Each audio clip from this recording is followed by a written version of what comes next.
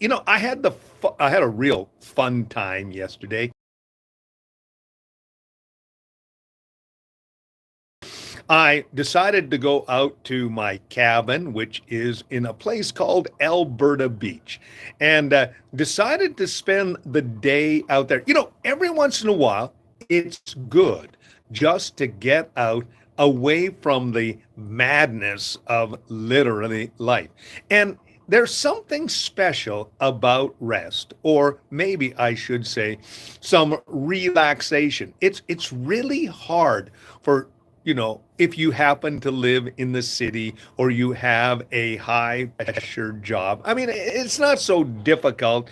For example, if you are retired or you have chosen a more sedentary type of lifestyle, but that's not where most people live. Most people live in, the trying to make a living, trying to pay the bills, try to, get the things done that you believe that you should get done.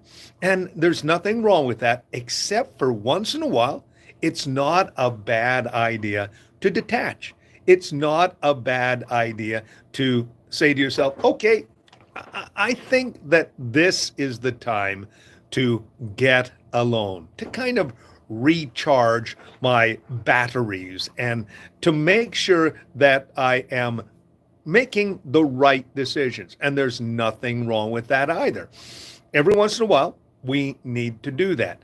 I want to give you an example of that from the Bible. The guy's name was Elijah. Now, Elijah had a pretty exciting experience. The experience went like this. He had been looking at the spiritual condition of the nation of Israel. And he said, we got to do something about this. So, what we're going to do is we're going to have a contest. And he called all the prophets of Baal together and the prophets of Ashtaroth. And he says, what we're going to do is we're going to have a contest on Mount, Carmel. And so there they are on Mount Carmel. And the contest was very, very simple. It wasn't a complex one. Whoever God answered by fire was God of Israel. So he allowed, of course, the prophets of Baal and of Ashtaroth to go forward. And they started about 9 o'clock in the morning and they danced around all day, calling to Baal, saying, come on, answer by fire. Now, I must admit that Elijah did a little bit of, humor on their behalf. And he said, listen, it was about midday. He says, well, maybe he's sleeping. So maybe you need to, call out a little bit higher and a little bit louder. So they did.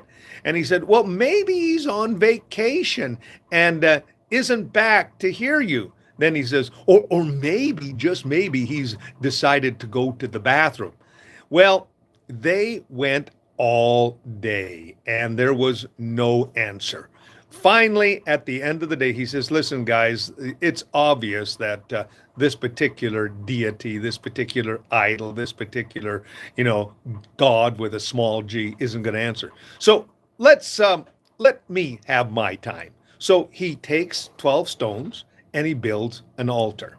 And then he puts wood on the altar. And then he puts the sacrifice on the altar. And he says, let's just, make it a little bit more obvious. So he has water poured on the altar, not just once, twice, but 3 times. And so there was no way that he was going to be able to ignite this particular sacrifice. It had to be answered by God. And so basically, what he does is he then just prays a very simple prayer. Lord, answer by fire. Well, fire came down from heaven, consumed the sacrifice, consumed the wood, consumed the stones, and evaporated the water as well. Well, everybody went down and said, oh, the Lord is God. Well, I'll tell you something. After that, he found himself out in the desert. He basically, what happened was this. Jezebel, who was the queen of Egypt at that time and the main sponsor of the prophets of Baal and Ashtaroth, did not like that, her boys lost the contest. So she sends a letter out and she says, basically, I'm putting a contract on your life right now. Now, he understood that she was kind of the mafia mom of Israel at that time. So he basically booked it off all the way from Israel down to an area called Beersheba. That's the end of Israel. And then he goes out into the desert for another day a walk. And there he is out in the desert, and basically he's on vacation. Well, interesting fact was that the angels actually came and gave him something to eat. And then he heads all the way down, get this, down to Mount Sinai, where Moses, of course, ended up, giving the Ten Commandments. And when he was on the mountain, he was all alone. All of a sudden, there was an earthquake, and God wasn't speaking in the earthquake. There was a wind, and God wasn't speaking in the wind. There was also another manifestation, no talking from God there. But then all of a sudden, God speaks in that still small voice. And you can't hear a still small voice if you've got all this noise around you.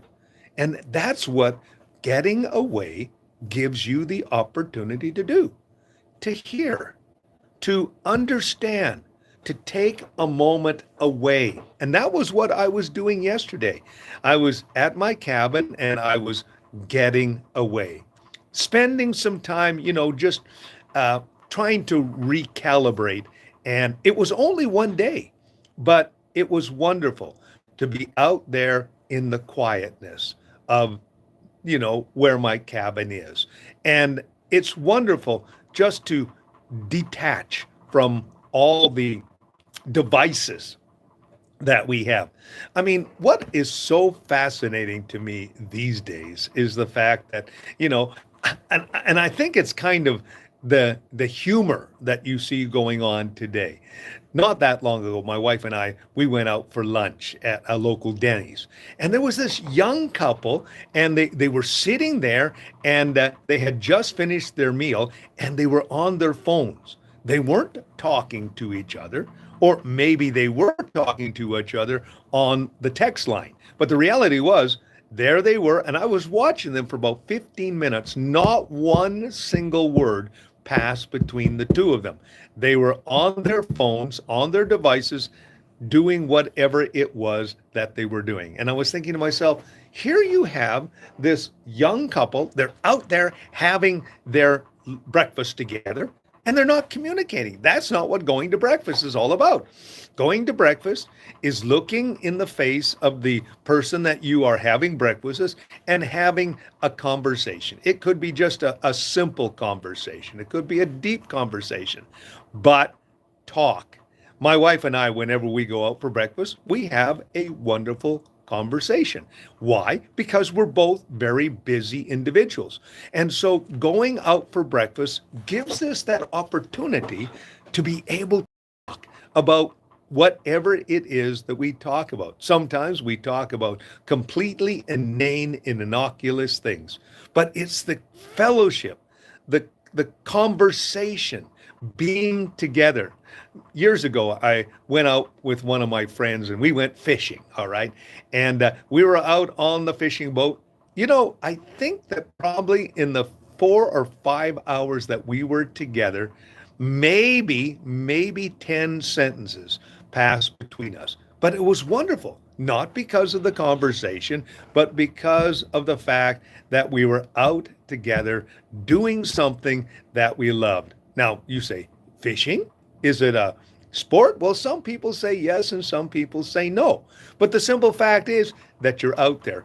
One of the guys from my church, his name is Wayne. He has what we call a deer blind. That means he's built a structure where he's up looking over the area and he's waiting for the deer so that he can come and have, a deer sandwich when he shoots it. And he said recently he was there with one of his friends and they sat there for 7 hours.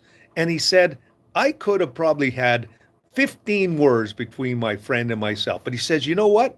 we had a wonderful time. Why? Because we were alone and it was two guys hanging out doing what they love. Well, however it happens, sometimes you just need to get out and get alone. Sometimes you need to spend some time but I guess what I'm trying to say is today, spend some time, you know, recharging your batteries. And it can be, just sitting quietly or sitting on a park bench and just enjoying the sunshine. Whatever it is, do it today because it will be better for you and better for those around you. A little thought for you today. Well, my name is Robert Dean Steele. As always, if you like what you're hearing and seeing, press the like button and subscribe to my YouTube channel. Have yourself a great day.